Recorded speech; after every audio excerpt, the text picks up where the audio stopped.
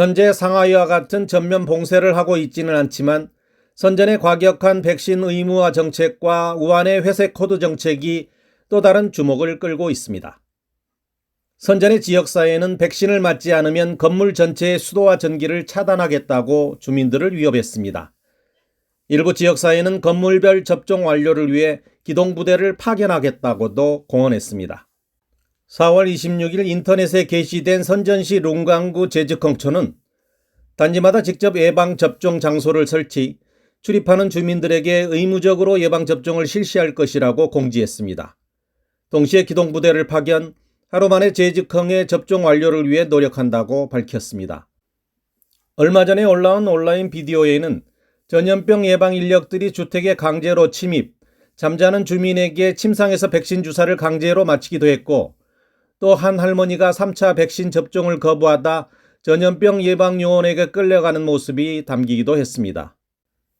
26일 선전시의 한 지역사회 업주 모임에서도 모든 사람의 예방접종 시간을 정하고 건물 출입 시 3차 예방접종 기록 스크린샷을 제시하도록 하고 한 사람이라도 빠진 단지는 건물 전체에 단수 단전 조치를 할 것이라는 공지가 있었습니다. 선전시 곳곳에는 예방접종 안 하면 황색 코드, 예방접종 안 하면 지역사회 출입 제한, 예방접종 안 하면 전염병 예방수당 신청의 영향 등의 표가 걸려 있습니다. 한편 우한질병통제센터는 15일 현재 방역의 허점을 보완하기 위해 48시간 내 PCR 검사를 하지 않은 우한 사람들 등을 관리하는 목적으로 회색 코드 시스템을 시범 운영할 예정이라고 밝혔습니다.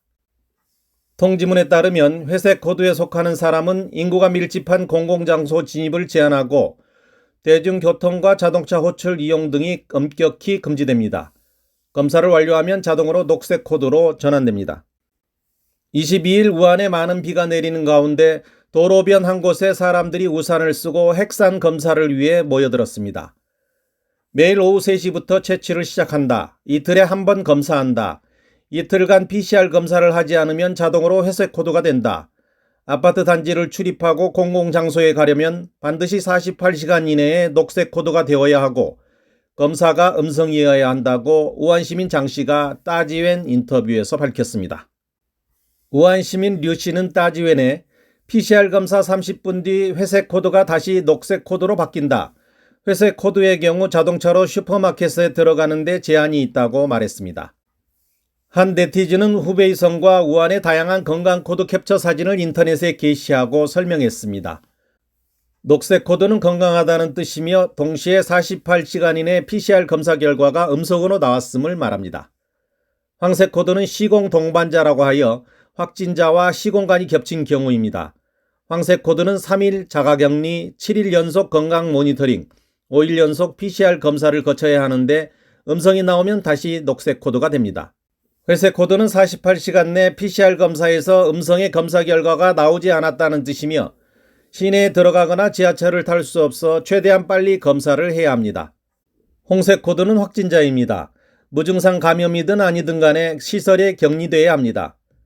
류 씨는 최근에 우한에서도 확진자가 나온 몇몇 지역이 봉쇄됐다며 약국은 감기약과 기침약을 판매할 수 없고 누구든지 약을 사려고 하면 당국에서 당신이 코로나에 걸렸는지 조사할 것이라고 말했습니다. 진실탐사대 이원선입니다.